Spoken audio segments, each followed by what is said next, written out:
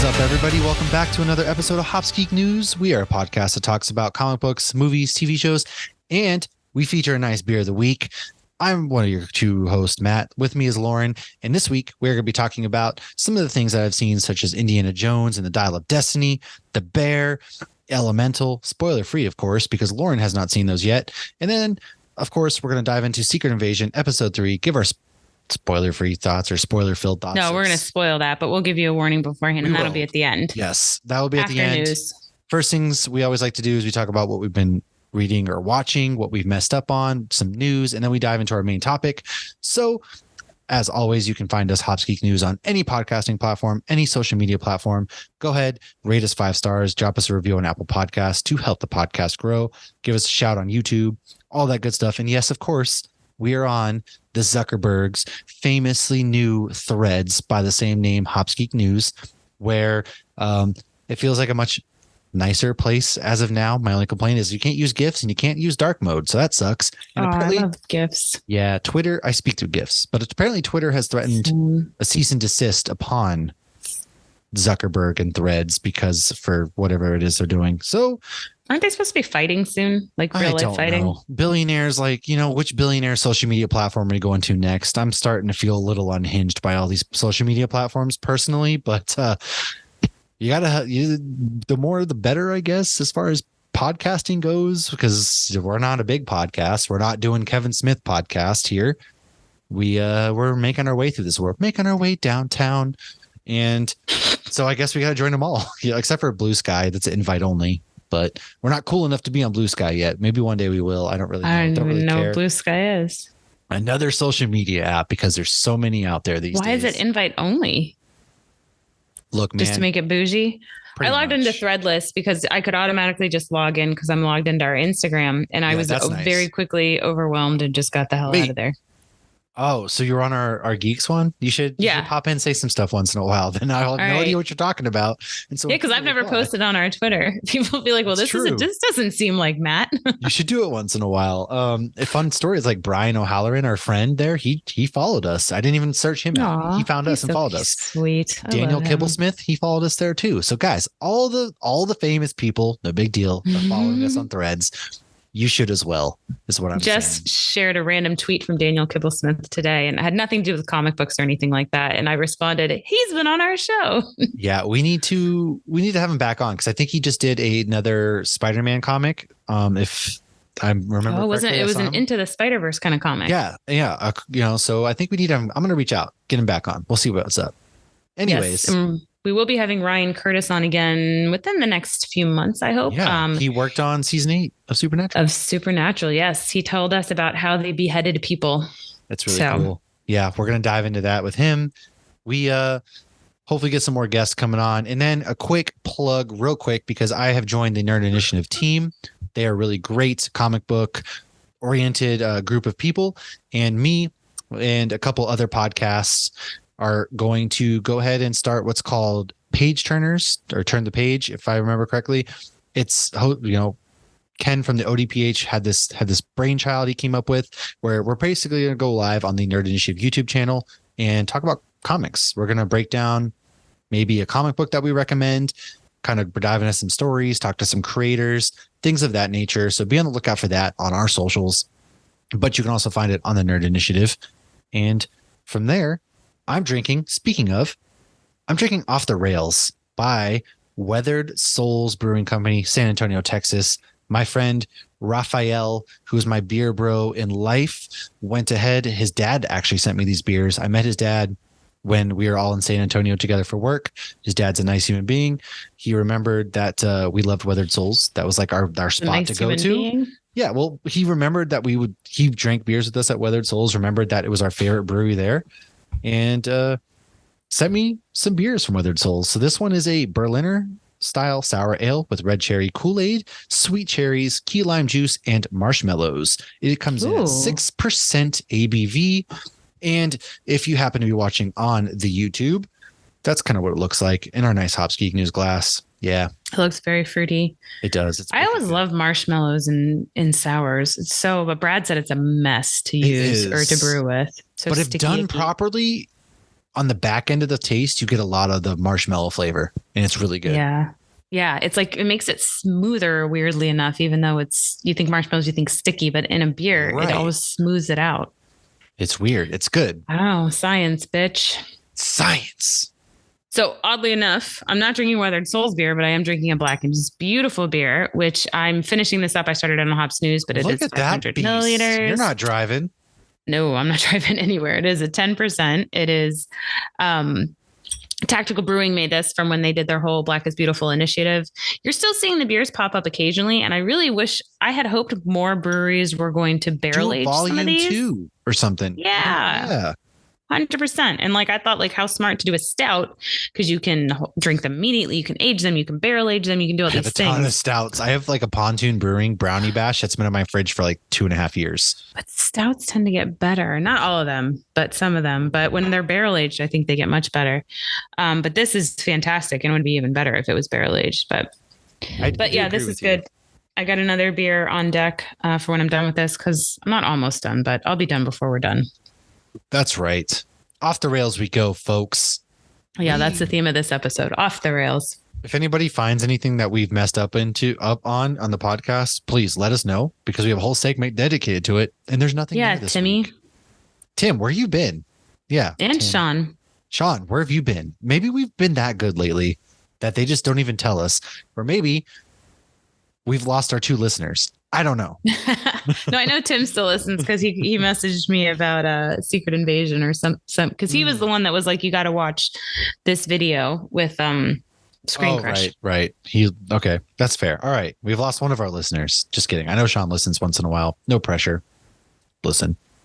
All right, let's dive into what we've been reading or watching. Lauren, I'm gonna let you start first.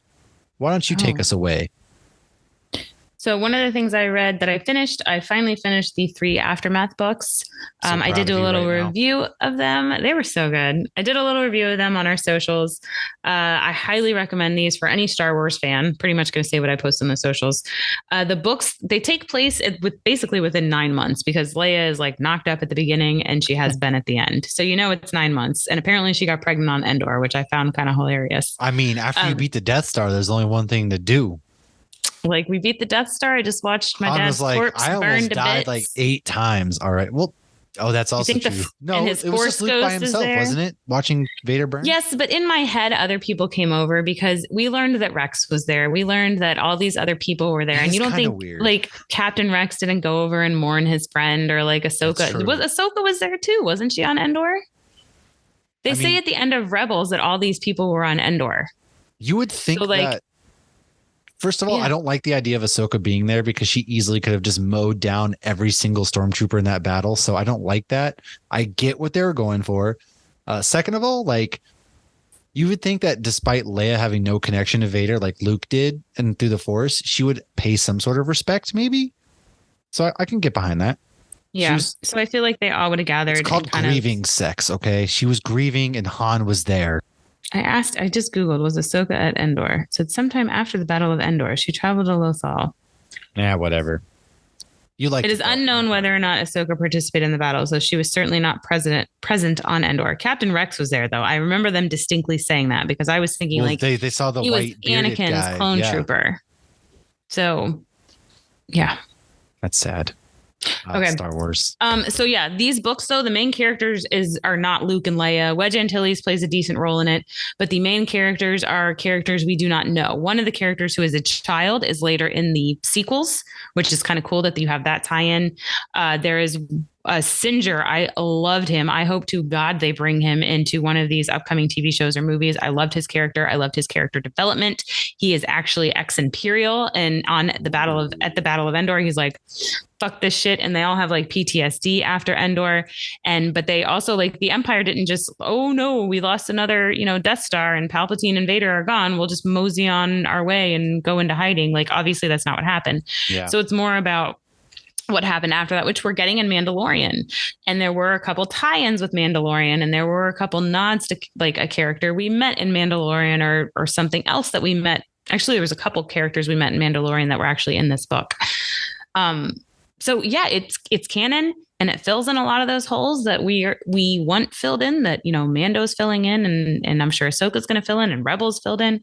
So if you love all that extra content, you know, and a lot of people are like, I can't watch the cartoons, I can't read the comics. Read the book then. Read the books. It's the most popular name in the world. Read a fucking book. In the words of Larry David, you know, get a colonoscopy. Read a fucking book. Read a fucking book. You know, if you're McLovin. Well, I'm glad you finally, wasn't it the book series that I recommended Josh get you for Christmas? Yes. And I think I read the first one in March, maybe. And then I read the third one I read within like a week. The third one I went through pretty quick. Look at that. I'm so proud of not only Josh, but also you for being a Star Wars fan now. It wasn't always like this. And now I got all 3 of these, which I have to finish before August 23rd. Yes, because we are going to record an episode for the upcoming Ahsoka series. And we're going to dive into Thrawn a bit. Yeah, so hopefully by then, not hopefully, I will have read all 3 books and can give a little info. I'll have to do like a non-spoiler recommendation and then a spoiler recommendation right before Ahsoka. Yeah. So, and that's another thing we'll be doing soon is definitely a Rebels episode before Ahsoka. Hell yeah. What else you got? I watched Avatar: Way of Water. It's on Disney Plus now. My. Josh is like, this is a long movie. I'm like, we can watch it in shifts.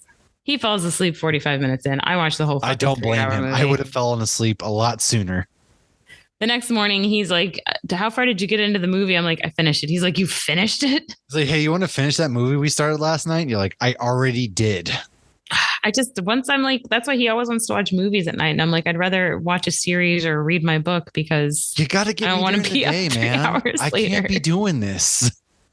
Well, Josh will fall asleep if it's 2:00 in the afternoon. As soon as he gets cozy, he's out. I'm an old man. I can't be doing this. You can't start movies late. Well, he shouldn't have fallen asleep 45 minutes in, and I shouldn't have stayed up 3 hours later because I was up till 1:00 in the morning watching this movie. So It's very beautifully done. It is entertaining. I loved seeing all the underwater creatures. There's definitely a bigger fish moment in there, and I need to make a TikTok with that. It left things open, though, obviously, because there's more things coming. So I really feel like every plot hole it opened up, it did not close. God, we are getting never-ending Avatar movies from now until we all die on this earth by burning due to climate change. So since we're really just talking about what we read or watched this week, I have a couple fun facts. I'm not going to spoil Avatar. That's all I will say about it. The next one I probably won't see in the theater either. I'll wait for Disney Plus. I like these movies, but I don't. Like, these movies are enjoyable, but I'm not like, oh my God, I can't wait for the next one. James Cameron would not say how much it costs, but it sounds like this movie cost about $300 to $400 million to make. That is a big gap. Holy Nikes.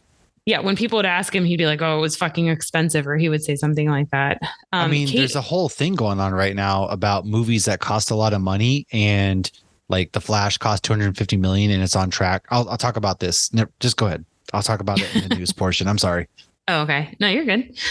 Kate Winslet is in this movie, and she beat Tom Cruise's record and held her breath for over 7 minutes. I would have been dead. Like, I don't know. I don't think I can hold my breath for more than a minute. I don't know. Wait, hold on. She's in the movie. Is Zoe Saldana and what's his name? Are they still like married in this movie? Because weren't they like together? Yeah. No, what happens is they end up meeting a tribe that are like water Na'vi. So the water Na'vi are more like mermaids, like they're even like a teal colored. So she played one of the teal colored Na'vis, and they, have learned to there's a whole thing. It's actually a Stan Lee special on it, on like superhumans. And like, cause there's like these people that live on these islands and they've grown up in the water, and evolutionary wise, they've learned to hold their breath for a long time. Mm-hmm. And so these Na'vi are like that. They're like, breathe from here, calm yourself. Don't let your, heart start racing, or you'll use your oxygen too quick, and they can hold their breath longer. And they also, their tails are thicker. Their hands are like webbed. Like, it's just, evolution. So they swim thicker better. For better docking. Absolutely. What did you just That's say? How they do it. That's how they do it in the first movie. They dock with their tails, don't they? All I heard was something about being thicker for better docking. And I think I was not thinking of the Na'vi when you said that. Okay. Oh my God. Okay. So yeah, she held her breath for a long time. The filming did not. She did, because it was so thick. Woo, she went down for a while. Filming didn't start until all 5 movies had been written. So 2 down, 3 to go, folks. Good Lord. Good Lord. All right. Secret Invasion we'll talk about later. The only other thing I watch is Narcos. So Josh watched Narcos a while ago. And what's funny now is I don't think this was before. One of the main characters is Pedro Pascal. Well, when you used to see Narcos and on Netflix, the main character would be the guy who plays Pablo Escobar, and now it's Pedro Pascal. He plays the DEA agent. Yeah. So, I mean, I'm sure a lot of people are familiar with the Pablo Escobar story. It's based on a real person. I'm only, I think, 5 or 6 episodes in. It is really good.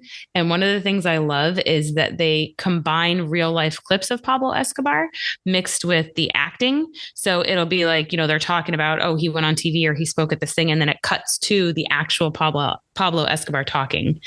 So, because I always love that when things are based on real events at the end, when they give the real life info and show the pictures, they weave it right into there and they do a beautiful job of it. And I was very happy that Pedro Pascal is a good guy so far, at least. I hope he doesn't turn.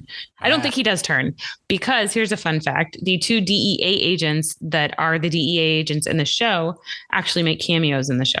Oh, that's cool. Pablo, the actor, his belly was actually fake because the actor couldn't seem to get the pot belly that Pablo Escobar had. So they finally were just like, we'll just give you a fake one. The production design actually used Pablo Escobar's home videos to help create the sets. So apparently he really liked filming his family and his life. Okay. And then my last fun fact is Pablo's death in the show was actually filmed in the same spot where he was actually shot. So that's a little creepy. My one weird. I wonder how that felt like. Yeah. Is there superstitions, But he's evil. Yeah. I mean, it wouldn't be like, oh my gosh, you're depending visiting on your point somewhere. of view, yeah, he's evil. Well, I don't think he's a good guy. I'm just saying, like, isn't it like a big thing with the cartels? Like they protect the towns. I don't know. Yes and no. And because I had always heard that. I had heard he gave money to people and this and that. And the show goes more into that. Because honestly, the only thing I had known about him before was what I learned from Entourage, because the one guy, gets cast as Pablo Escobar. But no, I'm only, I don't want to ruin it too much and go down history.com and find out what really happened. That's fair. All right. That's fair. My only issue with it is, and this is most likely based on the real life situation, which I think is ridiculous. So one of the DEA agents, like I said, is Pedro Pascal. He's bilingual. And the other one is a white dude from Miami, or a gringo. This gringo from Miami in the 80s doesn't speak a lick of Spanish. Like the one dude says to him that his partner is loco and he doesn't even understand that he's saying crazy. Like you can't live in Miami. Why is he on this case? Right. Why would the DEA assign somebody who speaks none of the native language of the country he has to live in while, hunting down whatever. And I'm guessing that was real life. I don't know. Couple red flags there. Pablo, you deserve to get popped for that one. The fact that a gringo gotcha. I mean, yeah. So this is the DEA age. I mean, it's just, if you are on a case, like you're living in that area and you have to be a detective. Duolingo wasn't around back then. Okay. Speak the language. No, but they did classes. You would think that would be part of the DEA training. Like if I'm going to go to Russia and try to catch Russian bad guys, I'm going to learn Russian. To be fair, yes, me too. And that's what I've been reading or watching. Sweet. I have watched a couple things. So first things first, I'll talk about The Bear. Non-spoilers. No spoilers here. Don't worry. I'm going to talk about my thoughts. The Bear season 2 is out. It's on Hulu. You can watch it now. All 10 episodes. Very good. Some quick fun facts is that the cast all took culinary classes. Jeremy White's 3-year-old thinks he's a chef, no matter how many times he tells her he's not. He also only always hears yes, chef, or no chef, or people just call him chef on the streets. It's kind of funny. And then all of the writers worked in the food industry, which is pretty cool. Now, season 2 picks up kind of where season 1 left off. They are getting their restaurant called The Bear prepped for, launching. And it kind of goes through that timeline.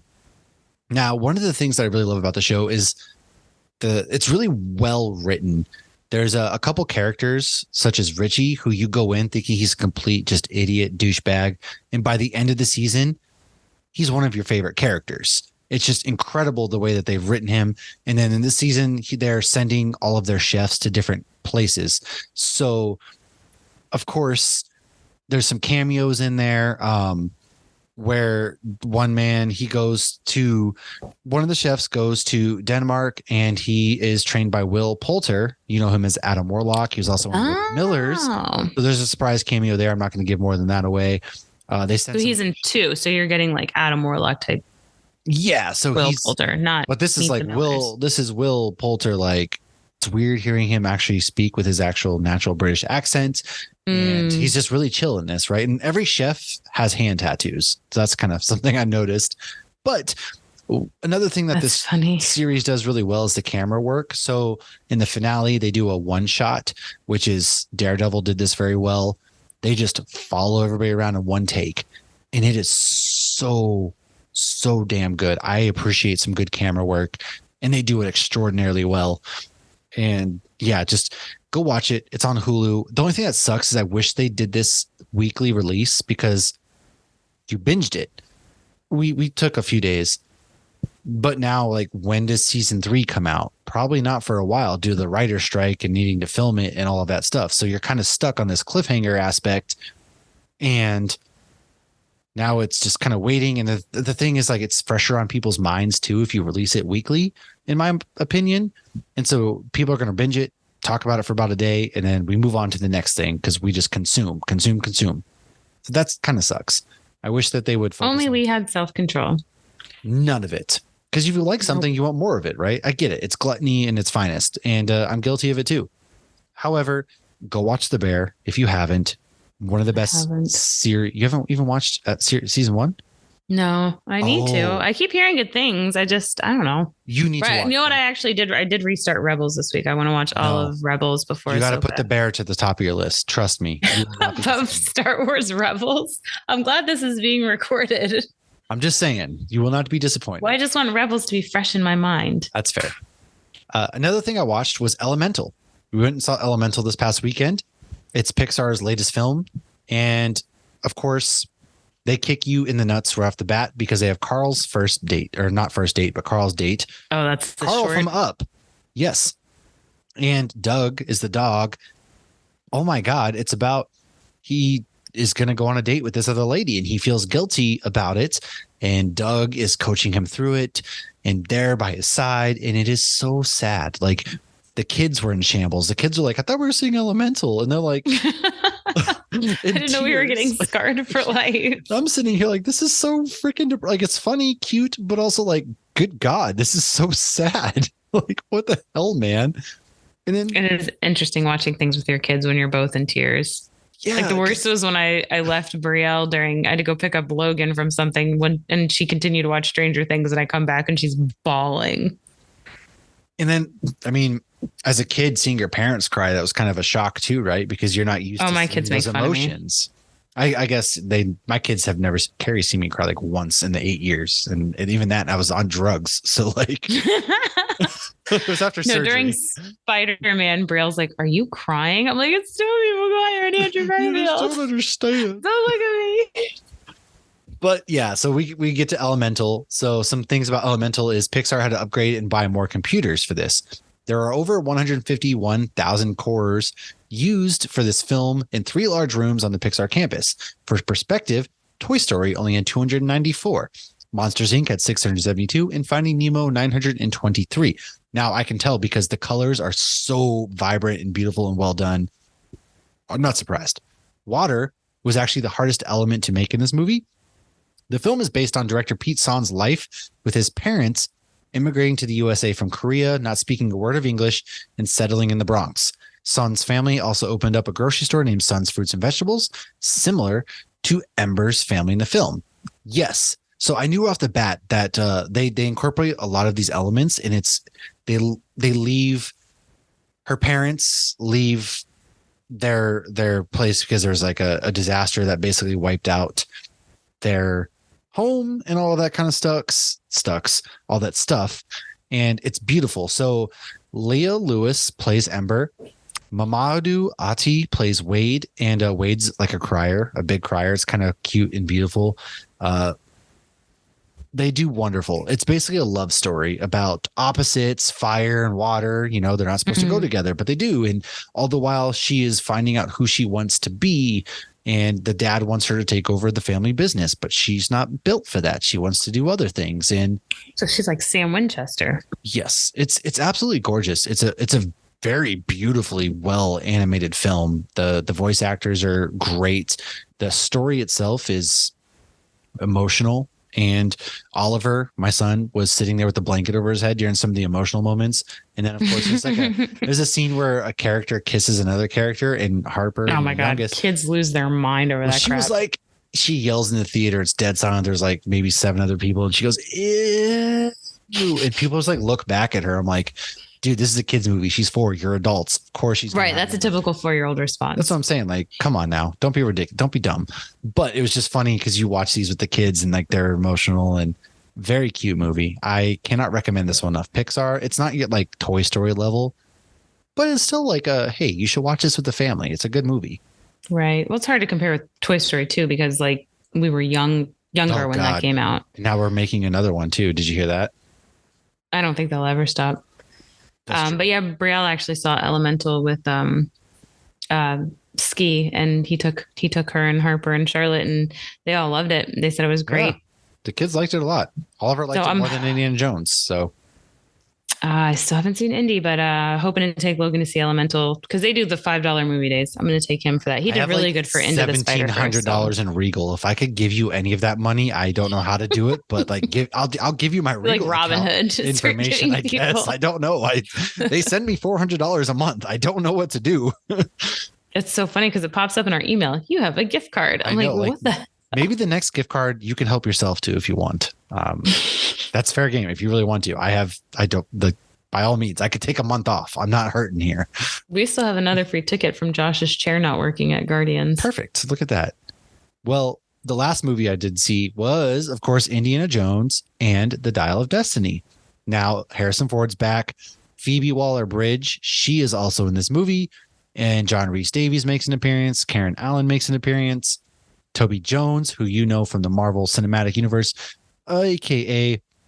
he was in the Winter Soldier, Falcon Winter Soldier. No, he was in Captain America Winter Soldier. Excuse me. Mads Mikkelsen plays Dr. Voller, who is the main bad guy. This movie's beautiful. James Mangold directed it. I took my 7-year-old. However, he was not prepared for a 2.5-hour movie. And he complained that it was very long and he got really restless, as I get it. But he said he liked it. It's very good. It's a love letter to Indiana Jones. I mean, this captures the spirit of Indiana Jones, what we've known and love from Raiders of the Lost Ark, Temple of Doom. They even reference those movies as well in this because of things that happen. It's great. Indiana's old. He retired from his teaching job and he gets sent off on one last adventure. Apparently, Antonio Banderas made a cameo in this movie. I didn't see him. Everybody else was talking about it. I did not see him. Had no idea he was in this movie, but he makes a cameo. And it's, I think, something that we suffer from in modern movies is we don't have the adventure franchise itself, like the adventure, genre, excuse me, is kind of a dead genre modern day. Like this movie had it all. You go from point A to point B to point C, and it's got the old school, like, you know, in the old adventure movies, like the map where they would be like showing where they're flying to. It has that good old fashioned fun and adventure. That's classic Indy right there, the map. Exactly. They have that, and it captures that. It captures that spirit. There was very emotional. It ended very emotionally, and you guys should watch it. Like, apparently it cost $300 and something million to make. And so people are like, why did this movie cost so much? And look, I don't know. I don't mess around with movies like that. Inflated budget's not my thing, but go watch it because it's a very beautifully well done. And they also explain what happens to Shia LaBeouf. That's all I'll say. Did they say anything about Short Round? No, they don't mention Short Round, but they do talk about what happens to his Indy son. So, like, again, I'll leave it at that. See, the Short Round was technically a prequel, the one he was in, Temple of Doom. And then they literally never mentioned him again. Like, even in Crystal Skull, I feel like we saw a picture of Sean Connery and we never saw a picture of Short Round. What the fuck? I do wish that they brought him back because Ke Huy Quan is back in movies again. So why not bring him back with his resurgence? It doesn't make sense. Or even just a picture or a cameo or something just to know that he maintained contact and is like, I'd love to just see a picture of like him with like a wife and kids. Out. Yeah. On, you're bonded for, and he said, Indy, you're my best friend. Or no, he says Dr. Jones. No, he calls him Indy too. Yeah. Right? Dr. Jones, man, you're right. You're 100% right. But they don't get bullshit. That. I always hate that when you watch, and you'll see that in the MCU, you'll see that in Supernatural. It's like, how did nobody not think like, hey, we should mention this person, or hey, this person was very important? And we get that you can't show everything in a movie or TV show, but come on. Yeah, that's right. Well, let's roll with some news. Speaking of budgets and movies, The Flash is now the worst grossing. So I guess basically compared to the budget it had, they lost the most money out of any movie ever made. And apparently 5 out of the 6 movies are DC EU movies on that list. Gosh. And The Flash is number 1, which that's a shame because it was a good movie. It's not a bad movie. It really isn't. CGI aside, it's not a bad movie. And it sucks that Michael Keaton returns as Batman and this is what we're getting. Mm-hmm. And it's coming to digital July 18th already. So wow. I really think it's Ezra Miller's fault. It is. I mean, Ezra, and not to mention, it's kind of hard to care about this movie when you're launching an entire new slate of DC movies at the same time. And there's a lot of factors that played into it as to like, why should I care? And then also, not for nothing, movies are expensive. A family of 4 isn't going to go out and see every movie because it costs $100 to $150 between tickets and popcorn and all that stuff. And you have to be selective of what you go see. Across the Spider-Verse, everybody went and saw that movie. It's over $600 million worldwide, domestic, versus something like The Flash, which why would people be invested? It's a DC. They have a bad rap. Ezra, okay, they're going to restart the DC. So why do I care? We're not just going to get off nostalgia alone. And then you have like Indiana Jones, like not enough people are going to be able to go see that. And pretty much since May with Guardians of the Galaxy, we've been at a breakneck pace of movies every single week. So people can't afford that. I think it's going to calm down though with the writer strike. But it definitely will. Once like August is done, yeah, it's going to calm down major. But I think after Black Adam, like I really enjoyed Black Adam. I thought Flash was much better than Black Adam, but I really liked it. But then I loved that end credit scene and I got excited for the future of DC. And then, 5 seconds after I'm out of the movie theater, we find out that end credit scene is bullshit and it doesn't matter. So I could get that with, okay, I can go and watch this Flash movie and love it and love the cameos and love, that end credit scene or that last scene, but it probably means nothing. So it's like with the MCU, you see that end credit scene and you get excited because, even if it doesn't mean anything for 5, 6, 7 years, it's going to mean something one day. Yeah. Is there an end credit scene that hasn't paid off in the MCU? I also feel like we've lost the ability to just like watch movies to have fun to a certain extent because everybody has to be hypercritical. And The Flash was a lot of fun. Just go to the movies. It's an escape from reality, in my opinion. Go to the movies, have fun. If there's a movie that you want to see, who cares what everybody's talking about? Go see the movie, man. Like, enjoy. I do wonder now, though. To enjoy. But like when we were little, especially when I was little, the difference between seeing a movie in the theater and seeing it at home was huge. Watching it in the theater with Dolby surround sound on the big screen versus watching it on a, TV with a back made a huge difference. Whereas we could watch something on our TV here. Obviously, it's much smaller than a movie screen, but it's not as big of a difference as it used to be. You're also getting movies 45 days after they release in theaters, which was never heard of. And they're all like 2.5 to 3 hours long, too. That's the other thing. It's like Indiana Jones, 2.5 hours. Oppenheimer, 3 hours. Across the Spider-Verse was 2.5 hours. 2 hours or 2:15. The Little Mermaid, 2 hours and 15 minutes. That's another thing. It's hard to get kids to sit through this stuff if they are kids' movies, even because they're so freaking long.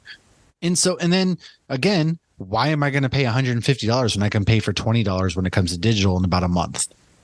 So make some homemade popcorn. Yeah, I still love going to the theater.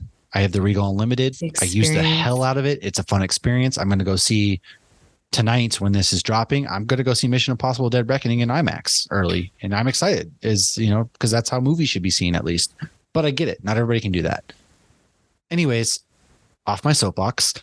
Deadpool has photos where we see sexy Ryan Reynolds in his Deadpool outfit. And there are leaks out there about certain things. I don't want to hear those. They're talking about that the movie's still like a hard R. Good. Rated, of course. And that, I allegedly Channing Tatum filmed his cameo as Gambit. Is he Gambit? No shit. Allegedly. Okay. Let's pull it I don't know anything else, but this movie's supposed to come out next year. It's filming. It's going. Sweet. And then a couple Lego items. The Hocus Pocus Lego set has been out there. You could have gotten it early. It's on back order. It comes out. You might get it between now and the end of July. I don't know. It's $250. I personally want this set so damn bad.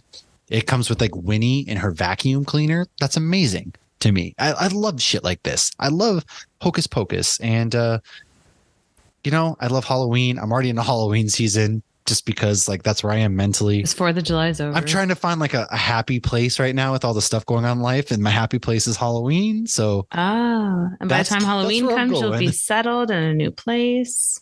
Maybe. Hopefully. God, please. And hopefully. And aside from that, we also got a Batman Lego set coming out. It's the Batwing. It's only 358 pieces. It releases August 1st. It's going to be $37. So get that. And also on August 1st is the No Way Home Lego sets that come out. You could get the Statue of Liberty with all 3 Spider-Men fighting. Oh, that took $100. Yeah, it's pretty sick. I'm not going to lie. Meanwhile, Hocus Pocus came out in 93. But this Hocus Pocus set is really freaking sweet. So you should check in on that. And that's all the news I have. What do you have? So James Gunn said we will not see Superman's origin story again as we have seen it enough. I think this is just the Uncle Ben story. Parents dying. Yes, or Uncle Ben dying. Wednesday season 2 will allegedly be in Netflix in 2024. I only say allegedly because all of the writer strike stuff that's going on. The actors are about to strike too. They have until July 12th. I heard, and then they'll stop. Yeah, because if the actors are striking too, then they're not even promoting this stuff. Yeah. A new Alien movie has wrapped production. I've never seen Alien. What? I need to see it. Yeah, I remember it was in the Great Movie Ride at Hollywood Studios. And You've never watched Alien? I just haven't. They came out when I was little, and I just never watched them. What? I mean, I know all the. What was the movie where they made fun of it, where the alien popped out of her tummy and then he started singing like "Hello, my lady, hello, my darling"? One of those stupid ass scary movie or something. I don't know, but you've never watched. Might have been Spaceballs. Have you watched The Thing? No. What? Okay, well, I just found our Halloween topics, so you got to remember. That down. I am not a big honestly. I really didn't even get into horror until we started recording this podcast. That was not my go-to. I mean, I would watch anything Halloween-y at Halloween time. What is you doing? BB, what is you doing? I watched a lot of Disney movies as a child. Chadwick Boseman will receive a star on the Hollywood Walk of Fame. Alan Arkin passed away. He was 89, but you may know him from Edward Scissorhands. He's the grandpa in Little Miss Sunshine. He's in a bunch of stuff. Always hilarious. Some HBO properties are going to be coming to Netflix, including 6 Feet Under, Ballers, and The Pacific. The Pacific is a really freaking good series. Yeah, I haven't seen that one, but 6 Feet Under is a really good series. If you haven't watched Band of Brothers at least? No. Jesus Christ, I'm quitting the show. Let's see. Mattel claims they have more toy movies on the way. It's not just... J.J. Abrams has a gritty version of Hot Wheels coming because that's what we asked for. Did you see the thing that Jamie Lee Curtis said in an interview, the Disney attraction movie she'd like to see get made? No, what was it? Carousel of Progress. I've never heard of that day in my life, but let's do it because Jamie Lee Curtis was on board. Okay, you're going to give me shit for never having seen Alien, but you've never been on Carousel of Progress? I guarantee you more people know about Alien than the Carousel of Progress. It's a great, big, beautiful tomorrow. We're on the Carousel at the end of every day. Progress in America right now. It's a great, big, beautiful tomorrow, and it's just that sounds a day away. Never heard this day in my life. It was like the ride that Walt Disney did at like the 1964 like World's Fair. No. And so what it is you start, oh my God, I can't believe you haven't been on this ride. So the next time you come to Magic Kingdom, you're going on this ride. It's still open to this day. It's in Tomorrowland. Oh, Jesus. So you're on this ride and you sit in a chair like at the end, you're looking at like a stage and it's like the 1800s. And then you move around and it sings, it's a great, big, beautiful tomorrow. And then all of a sudden it's like the 1800s. We're the living 1900s. In them again. And he goes through the seasons the best part is it ends and it's basically the 90s, but it's supposed to be the future. Like the teenage daughter is even wearing EGs. No. Yes. And they're like voice commanding like dinner. And the next thing you know, dad burns the turkey because Alexa's way better at voice. Like Alexa understands my 6-year-old. And like this oven can't understand this guy in the future. And some people are like, you need to redo the future. It's not the future anymore. And some people are like, leave it as it is. Anyways, Jamie Lee Curtis said that is the Disney attraction ride that she would love to see. And in the comments, somebody said, I'd love to see this as a horror movie. Whoa. That would be amazing. And if you had been on that ride, you would understand where I was coming from and why that person said that, because it would be hilarious, because this guy literally, it's the same family going through generations. And he's like, well, it's like the 40s now. Welcome to the 1940s. Life is about as good as it gets. And the next thing you know, he blows a fuse and he's like, I'm part of something called the Rat Race. That was a good movie. I can't believe I haven't been on. Oh God, I remember Rat Race. Jesus. Well, Jamie Lee Curtis is in season 2 of The Bear. Just saying. Oh, nice. So you should probably go watch The Bear. But nope, never heard of that ride before. You've never seen Alien. It's literally like, here's Space Mountain. Here's the bathrooms. Here's Carousel of Progress. Here's the Buzz Lightyear ride. Here's the There's not a whole lot of progress being Monsters made in Inc. this podcast right now. I'm blown away. Oh boy. All right. Let's go. Let's talk about Secret Invasion. From here on out, we're spoiling Secret Invasion episode 3. We're halfway through the season, folks. I hope it's more than one season, because I'm not really sure where we're going to wrap this up within 3 seasons, considering there's a million scrolls on Earth. But yeah, we're going into season 1, episode 3 of Secret Invasion. Things get a little serious in this episode, man. People die. People are traitorous. It's yeah, we give you spoiler alert. Sorry, heavy. I'm just singing Great Big Beautiful Tomorrow in my head and I can't shake spoilers. 3, 2, 1. We are back with Talos and Nick Fury, and everybody's basically like, dude, WTF is happening. Gravik is out here taking over things, man. And the big thing in this episode is that Gravik basically lures out the traitor, Gaia. Yeah, weird. Can't pronounce anything. Gaia, excuse me. And he sets up to where the nuclear sub was going to shoot down the UN plane and start World War III. And I'm just going to say it. Gaia's not really dead. Ain't no way. They're not going to take Emilia Clarke and kill her just like that. No chance. Especially because there's scenes in the trailer with her in it that haven't happened yet. But there's scenes in the trailer of Hocus Pocus that we still haven't seen from 1993. Yeah, they never went to the grocery store and drank chocolate syrup straight into their mouth, but I distinctly remember that scene in the commercial as a child. It's not in the movie. Repressed memories. Yeah.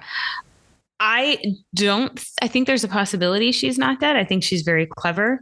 I do think that she had guilty written all over her face, but I don't think that they would do that. But I also did not expect them whatsoever to kill. If Marvel kills off their second leading woman, female, in the series, right? Like Marvel, we gotta talk, dude. Like that's not okay. Well, especially you don't want it to be that trope of like that's what inspires. They both like he already lost Soren. Yeah. Who was it? I think it was Sean from Caption Life. Actually, has a theory. Was it Sean? I can't remember who. Sean's. Oh my God, you guys are famous. Somebody had the theory. It might have been on Nerd Initiative. The theory was that Talos is actually Soren. What? And Talos is the one that died. What?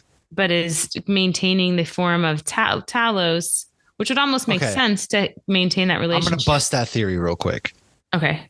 Because it's really Mephisto. Well, so, yes, obviously Mephisto is back, baby. We're firing up the hype engine.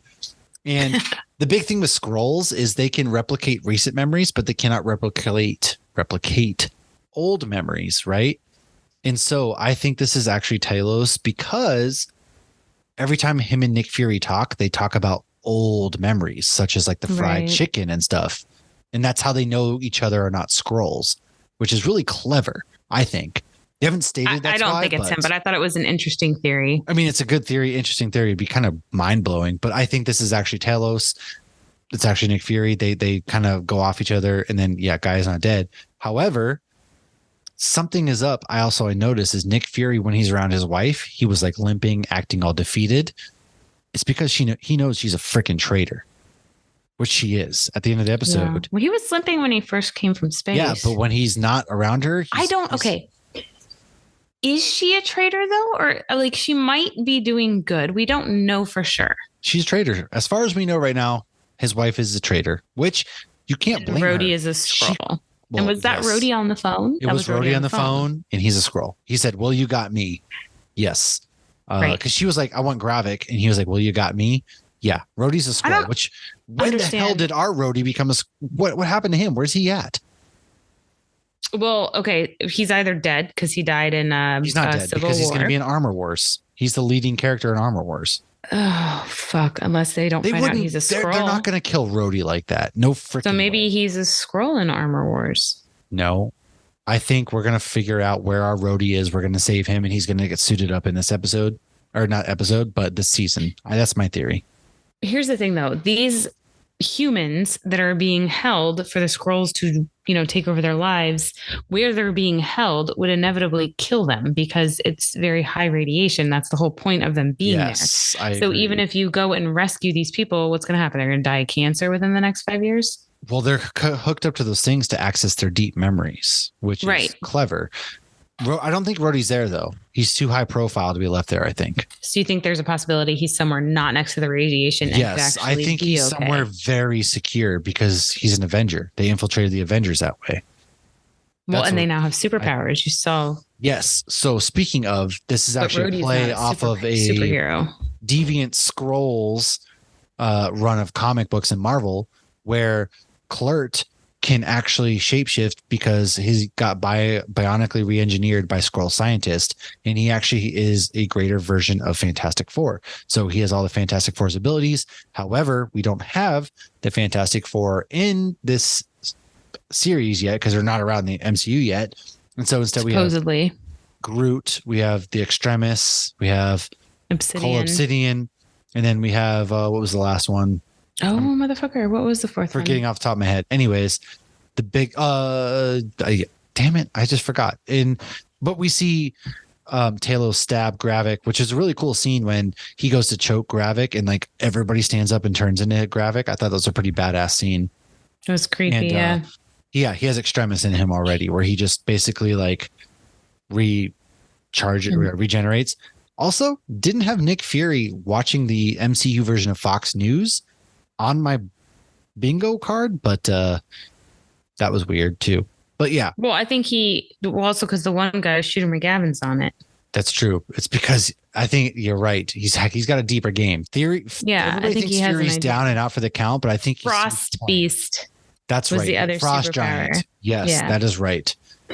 There's more at play here, and it's interesting how they're going to wrap it up in 3 episodes, which makes me think I think this is going to lead into Armor Wars. Basically, the rumor mill for Armor Wars is that Valentina is going to be the main antagonist. She's going to enlist Justin Hammer. They're going to get Iron Man knockoffs again. But my big thing with that is I think Justin Hammer is going to be the reason why Sentinel program gets made to keep all the. Shit. Yes. I think this is. We don't even have mutants yet. We can't bring in Sentinels. No, but we have superpowered beings and we have the Thanos stuff.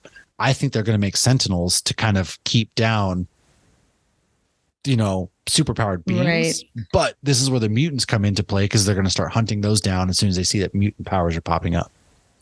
And so we better get an actual mutant outside of Miss Marvel before we get Sentinels. I think we will. Because Armor Wars isn't slated to come out until 2024. So I think we're going to get something more. But all in all, how are you feeling about the show? I like it. I feel like it's a slow build, but I think things will pay off. I think it's really great. I really just want to know what the fuck if Rhodey is a Skrull or not. I do think he is. I don't know why. They confirmed it in this episode. But they didn't completely confirm it. I feel like it's still things that could be throwing us off. And also, Fury has to know because he kept calling him Nick.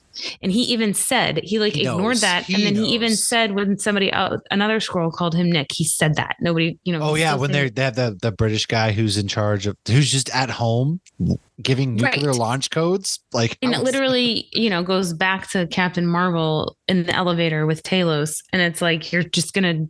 He knows. There's no way Nick Fury doesn't know. I'm convinced that he knows. Yeah, I don't know. Did you catch I did not catch this one on my own. This one I got to give credit to Screen Crush. When Fury was meeting with his wife back in like 98, she said she had Dracoff info, which was the guy from Black Widow. Yeah, I did catch that. I did not catch that. That was pretty cool, which it's cool how that all kind of comes back together. I'm convinced though. They do a good job of crossing Fury those knows, T's man. and dotting those I's. I hope Fury's like Baskin Robbins. Yes, he knows. He's playing a fool. I'm telling you. I guess we'll see in the next 3 weeks because it's already halfway done, which sucks. And again, we have 1 million scrolls on Earth. There's no way this fully wraps up, but some stuff's going to go down with Gravik. And I think we're going to get some surprise cameos in the coming episodes. Yeah. Do you think we have any half breeds? And what do they do if a Skrull has a baby? Can they force the baby to shapeshift to keep the baby like I just want to know, wasn't it in Captain Marvel where they talked about Talos? He can like shapeshift into a filing cabinet. Is that going to happen? I want to see him. Can he shapeshift into an inanimate object? I need to see this happen. Can they just end this season where all the bad Skrulls turn into cows? That would be great. And then and Talos is just like the farmer.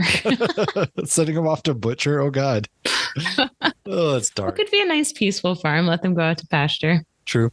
I do enjoy this season. I say the series, I should say for now. I like the character dialogues, all of the stuff between everybody. It's great. People who are out here complaining have literally complained about every aspect of the MCU, and it just makes no sense to me. My only complaint, we didn't get enough Sonya Falsworth in this episode. Also true, because she was there for 5 seconds, and Olivia Colman eats up every piece of screen time that she's in. A little owl. She's also in The Bear season 2. Fury. Just saying. What? Oh, that's funny. Yeah. But yeah, that was funny. She's like, you put a rather complicated bug on my owl. And she puts a little eye patch on it. It was so funny. It's good. I like adorable. This, man. I do. But yeah, I don't have any other thoughts on Secret Invasion. Do you?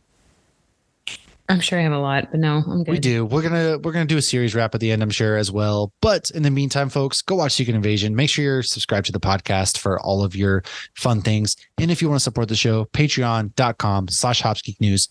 Next week, Lauren doesn't know this, but I'm calling it out now.